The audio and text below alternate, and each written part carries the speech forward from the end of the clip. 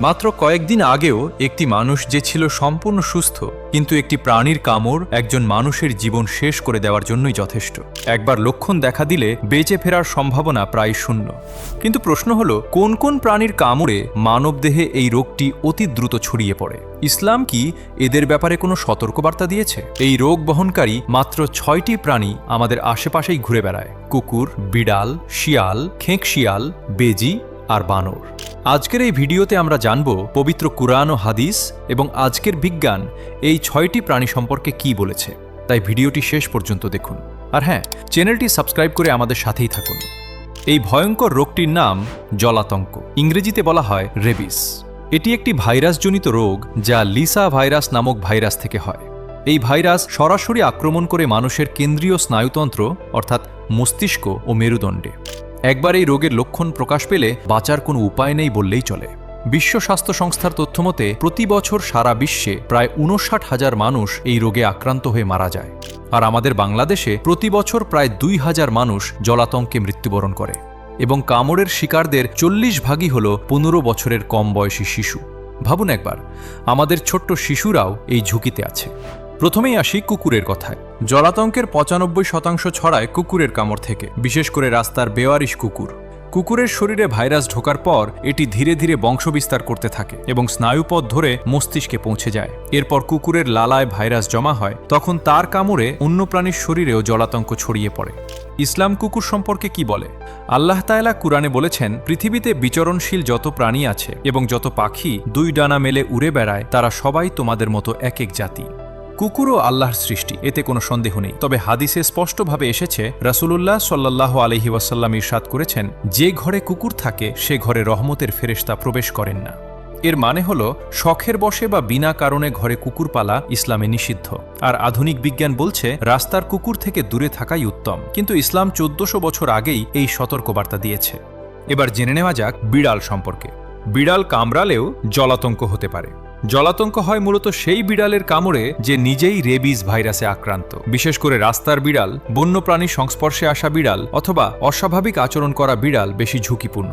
তাই কোনো বিড়াল কামড়ালে বা গভীরভাবে আঁচড় দিলে অবহেলা করবেন না। দ্রুত ক্ষত ধুয়ে চিকিৎসকের পরামর্শ নিন। কিন্তু ইসলামে বিড়াল সম্পর্কে খুব সুন্দর বর্ণনা আছে। আয়েশা রাদিয়াল্লাহু আনহা বর্ণনা করেন, নবীজি সাল্লাল্লাহু আলাইহি ওয়াসাল্লামের সাহাবী বিড়ালের সামনে পানির পাত্র কাত করে ধরতেন এবং বিড়াল সে পাত্র থেকে পানি পান করত। রাসূলুল্লাহ সাল্লাল্লাহু আলাইহি ওয়াসাল্লামের প্রিয় সাহাবী আবু হুরায়রা রাদিয়াল্লাহু আনহু-এর নামের অর্থই হল বিড়াল ছানার বাবা, কারণ তিনি বিড়াল ভালোবাসতেন। হাদিসে আছে, একজন মহিলা কেবলমাত্র একটি বিড়ালকে আটকে রেখে না খাইয়ে মেরে ফেলার কারণে জাহান্নামে দেওয়া হয়েছিল। তবে একটি সতর্কতা, যদি আপনি বিড়াল পুষেন তাহলে তার যত্ন নিন। আর বিড়াল থেকে কামড় বা আঁচড় খেলে অবহেলা করা যাবে না। দ্রুত ডাক্তারের পরামর্শ নেওয়া জরুরি। কুকুর ও বিড়ালের পর এবার কথা বলি শিয়াল ও খেক শিয়াল নিয়ে। শিয়াল ও খেক শিয়ালও জলাতঙ্কের অন্যতম বাহক। আক্রান্ত প্রাণীর কামড় থেকে তারাও রেবিস ভাইরাসে আক্রান্ত হতে পারে। তখন সেই আক্রান্ত শিয়াল বা খেক শিয়াল অন্য প্রাণী বা মানুষকে কামড়ালে জলাতঙ্ক ছড়াতে পারে। ইসলামে যদিও সরাসরি শিয়াল নামটি উল্লেখ করে আলাদা কোনো আয়াত বা হাদিস আসেনি, তবে আল্লাহর রাসূল সাল্লাল্লাহু আলাইহি ওয়াসাল্লাম এমন একটি সাধারণ নিয়ম দিয়েছেন যার মধ্যে শিয়ালও অন্তর্ভুক্ত। তা হলো, যেসব বন্যপ্রাণীর শিকারী দাঁত আছে তা খাওয়া হারাম। শুধু তাই নয়, ইসলামে হিংস্র বন্যপ্রাণীর ক্ষতি থেকে বেঁচে থাকতে এবং তাদের থেকে দূরত্ব বজায় রাখতেও বিশেষ নির্দেশনা দেওয়া হয়েছে। তাই অকারণে বন্যপ্রাণীর কাছে যাওয়া, তাদের উত্ত্যক্ত করা, এটি ইসলামের দৃষ্টিতে নিজেকে বিপদে ফেলার মতো। এখন আসি এমন একটি প্রাণীর কথায় যাকে আমরা অনেকেই নিরীহ মনে করি, সেটি হলো বেজি। বেজি দেখতে নিরীহ হলেও এটিও জলাতঙ্কের বাহক হতে পারে। বাংলাদেশে বেজির কামড়ে জলাতঙ্কের ঘটনা নথিভুক্ত আছে। ইসলামে বেজিকে ফাসেক প্রাণী হিসেবে চিহ্নিত করা হয়েছে। হাদিসে ইঁদুর, বিচ্ছু এবং বেজিকে ইহরাম অবস্থায়ও মারার অনুমতি দেওয়া হয়েছে। এ থেকে বোঝা যায় ইসলাম কতটা বাস্তবসম্মত ধর্ম। যে প্রাণী মানুষের জন্য ক্ষতিকর তার ব্যাপারে ১৪০০ বছর আগেই সতর্ক করা হয়েছে। সবশেষে কথা বলবো এমন একটি প্রাণীকে নিয়ে যাকে আমরা প্রায় পর্যটন এলাকা ও বনাঞ্চলে দেখতে পাই, সেটি হলো বানর। বানরের কামড় বা আঁচড়েও জলাতঙ্ক হতে পারে। বিশেষত বনাঞ্চল বা পর্যটন এলাকায় বানর মানুষকে আক্রমণ করার ঘটনা ঘটে। ইসলামে বানর সম্পর্কে একটি গুরুত্বপূর্ণ উল্লেখ আছে। কুরআনে বলা হয়েছে, আল্লাহ শনিবারের নিষেধ লঙ্ঘনকারী ইহুদিদের বানরে রূপান্তরিত করেছিলেন। এছাড়াও হাদিসে বানরকে কষ্ট দিতে নিষেধ করা হয়েছে, কিন্তু বানরের কাছে অহেতুক যাওয়াও উচিত নয়। এবার বিজ্ঞানের কথা শুনি। রেবিস ভাইরাস কামড়ের মাধ্যমে লালা থেকে রক্তে প্রবেশ করে, তারপর ধীরে ধীরে স্নায়ুপথ ধরে মস্তিষ্কের দিকে যেতে থাকে। কামড় থেকে লক্ষণ দেখা দিতে সাধারণত 2 সপ্তাহ থেকে 3 মাস পর্যন্ত সময় লাগে। প্রথমে জ্বর, মাথা ব্যথা, গলা ব্যথা, পানি দেখলে ভয় পাওয়া, বাতাস ও আলো সহ্য করতে না পারা, হঠাৎ অজ্ঞান হয়ে যাওয়া, শেষ পর্যায়ে মাত্র 48 থেকে 72 ঘন্টার মধ্যে মৃত্যুও হতে পারে।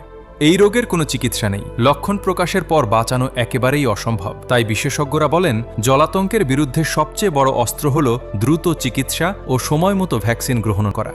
কামড়ের সঙ্গে সঙ্গে কামড়ানো জায়গা অন্তত 15 থেকে 20 মিনিট সাবান ও হালকা গরম প্রবাহমান পানি দিয়ে ভালো করে ধুতে হবে। এরপর অ্যান্টিসেপটিক লাগাতে হবে। এ পদ্ধতি ভাইরাসের সংক্রমণ অনেকটা কমিয়ে দেয়।